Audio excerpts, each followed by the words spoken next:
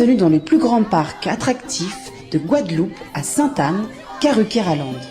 Le parc Karucoco vous accueille pour des moments de détente, de sensations, de confort et de formidables moments conviviaux.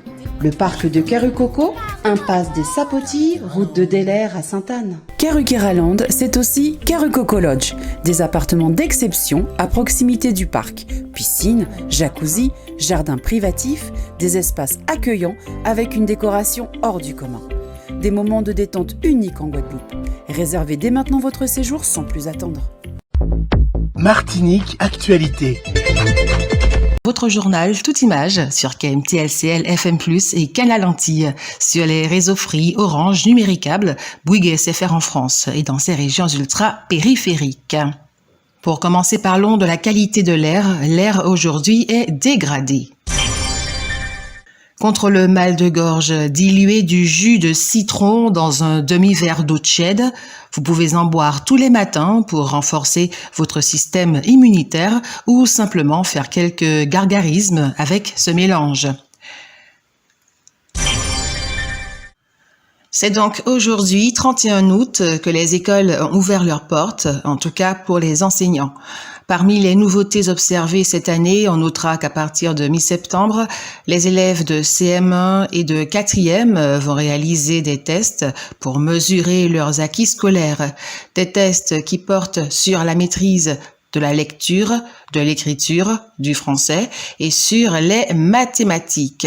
On notera également que toutes les écoles doivent prévoir des emplois du temps qui permettent aux élèves de bouger d'une façon ou d'une autre pendant 30 minutes chaque jour.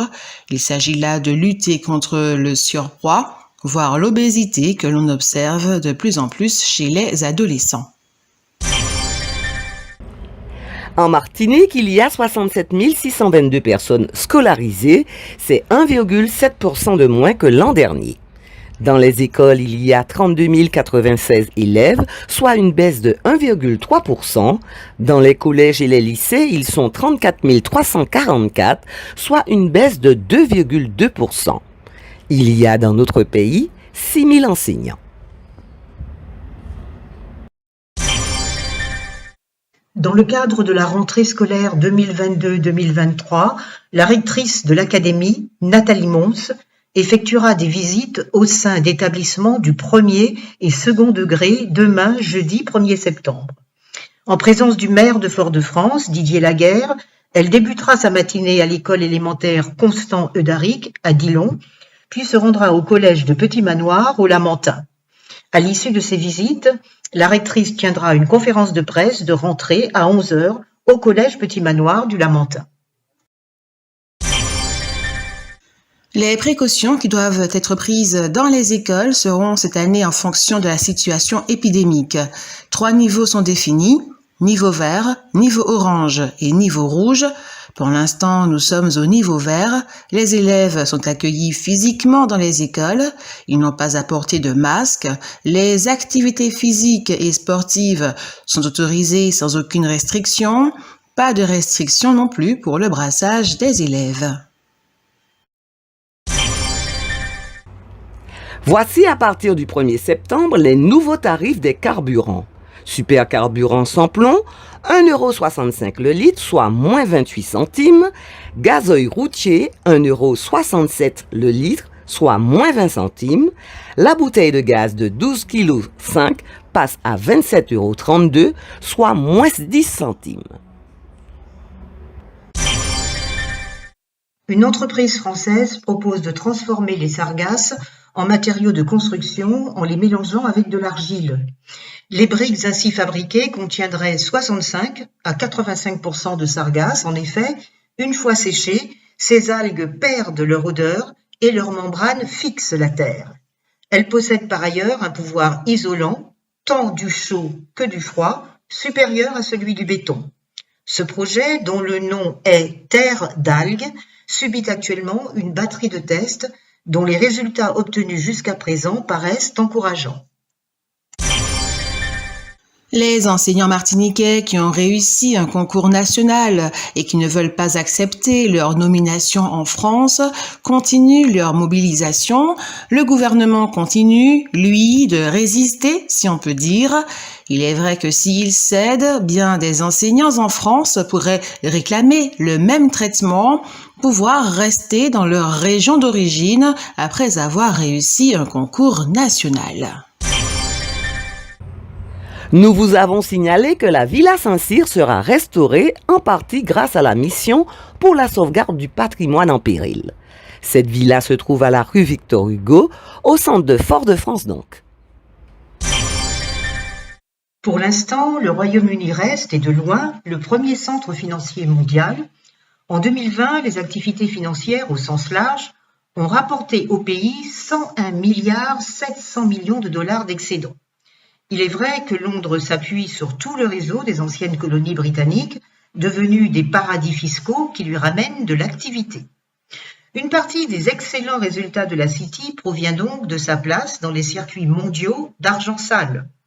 Par ailleurs, si les États-Unis sont son principal client, l'ensemble des pays de l'Union européenne, qui représentent 30% de son marché, arrive en deuxième position.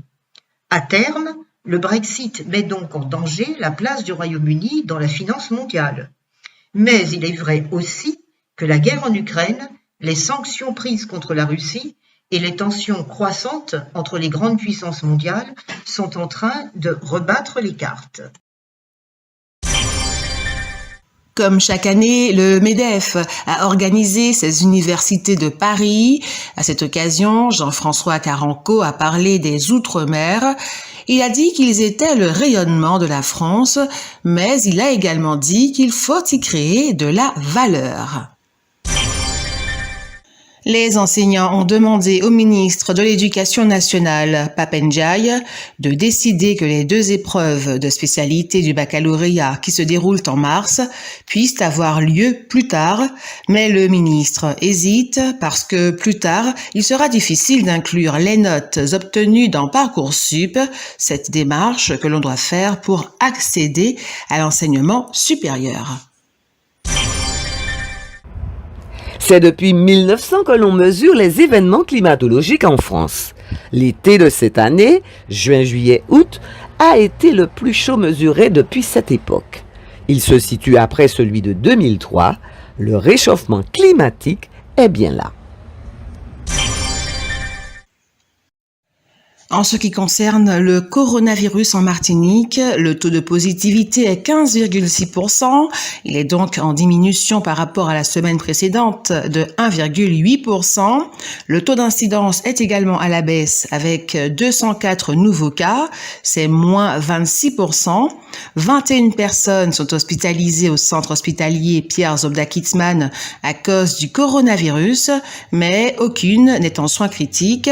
Aucune personne n'est morte à l'hôpital du fait du coronavirus la semaine dernière. Dans le cadre de la Coupe VYV 2022, le Golden Lion de Saint-Joseph l'a emporté sur le club colonial par 3-0. Le match retour aura lieu le 6 septembre. On sait que le Golden Lion sera encore favori, mais il est vrai que les équipes de Fort-de-France, depuis quelque temps, relèvent la tête face aux équipes des communes. Aujourd'hui, 31 août, de 9h à 12h30, a eu lieu le dernier volet des journées de civisme. C'était au Grand Carbet du Parc Floral Aimé Césaire. Les journées civisme qui ont débuté le 9 août 2022 s'inscrivent dans le cadre du dispositif d'innovation sociale « Un job, un saisonnier » lancé par la collectivité territoriale de Martinique. Ces journées civisme ont été pensées afin de sensibiliser les jeunes Martiniquais aux valeurs citoyennes et leur permettre de s'épanouir dans les nouvelles missions qui leur ont été confiées. Plusieurs intervenants tels que Madame Karine Gonnet, présidente du tribunal et du CDAD, La gendarmerie, l'Ordre des avocats, l'association SOS Crise et l'AMEVI ont apporté leur expertise et ont pris la parole à l'occasion d'échanges avec la jeunesse martiniquaise lors donc de cette dernière matinée consacrée au civisme. Dans le but de répondre au mieux aux problématiques des jeunes martiniquais, divers ateliers ont été mis en place afin de lutter contre les incivilités et les violences faites aux femmes, mieux appréhender le civisme digital et numérique, lutter contre les addictions, développer la tolérance et le vivre ensemble, et prévenir la détresse psychologique pouvant conduire au suicide. Le Congrès de Nouvelle-Calédonie est le parlement de ce territoire. Il est composé de 26 élus indépendantistes et de 25 élus loyalistes. Y siègent également 3 élus qui représentent la communauté wallisienne et futunienne. Grâce aux voix de ces derniers, un indépendantiste vient d'être élu président de cette assemblée. Quant au gouvernement, il est lui aussi indépendantiste. C'est dans ce contexte que va avoir lieu la semaine prochaine une visite du nouveau ministre délégué, Jean-François Carinco. La Martiniquaise Sandrine Gruda, blessée, ne participera pas à la Coupe du monde de basket qui va se dérouler du 22 septembre au 1er octobre à Sydney. C'est un coup dur pour l'équipe de France. Sandrine Gruda est sociétaire de la sélection nationale féminine depuis 10 ans et c'est la joueuse qui a marqué le plus de paniers dans l'histoire de cette équipe. Divine surprise pour les fidèles nombreux qui ont fêté Notre-Dame de la Délivrande aux Mornes Rouges. La messe du 30 août a été célébrée par 2 évêques, David Macaire et Alain Rancé, venus tout spécialement de Guyane. Une vingtaine de prêtres venus de toute la Martinique étaient également présents. Rappelons que tout avait commencé dès le lundi soir 29 août par une procession au flambeau qui, elle aussi, avait réuni de nombreux fidèles. Et pour terminer ce journal, toute image Google a mis au point pour le compte du ministère des Finances une intelligence artificielle chargée de repérer les piscines sur les photos aériennes de l'Institut national de l'information géographique et forestière, IGN.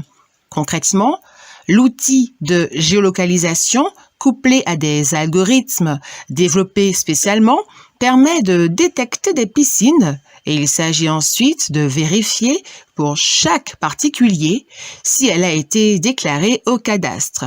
L'an passé, cette expérience a été menée dans 9 départements. Au total, 20 000 piscines non déclarées ont été repérées pour un redressement global de 10 millions d'euros. Cette méthode sera désormais étendue à toute la France, mais il ne s'agira pas seulement de traquer des piscines, seront également traquées des extensions de vérandas, des abris de jardin ou des cours de tennis. Des ophtalmologues et bio-ingénieurs suédois et iraniens annoncent que les 20 patients, dont 14 devenus aveugles, atteints d'un kératocone avancé, ont tous eu leur vision restaurée ou améliorée grâce à l'implantation de nouvelles cornées artificielles fabriquées à partir de cellules de porc. Après 2 ans de suivi, aucune complication n'a été notée. Le kératocone est une maladie qui déforme peu à peu la cornée, et dans les cas les plus graves, une greffe est nécessaire, mais la liste d'attente est extrêmement longue et seul un patient sur 70 en bénéficie. Les greffons obtenus à partir de molécules de collagène purifiées extraites de cellules de peau de porc sont, eux, un sous-produit de l'industrie alimentaire. Ils seraient donc largement disponibles et à prix abordable, ce qui était extrêmement important aux yeux des chercheurs. Autre avantage, il n'est pas nécessaire de retirer la cornée malade. Le chirurgien fait seulement une petite incision à travers laquelle l'implant est inséré dans la cornée existante. Enfin, Ce greffon pourrait être conservé jusqu'à 2 ans contre 2 semaines pour un greffon cornéen humain. Sondage.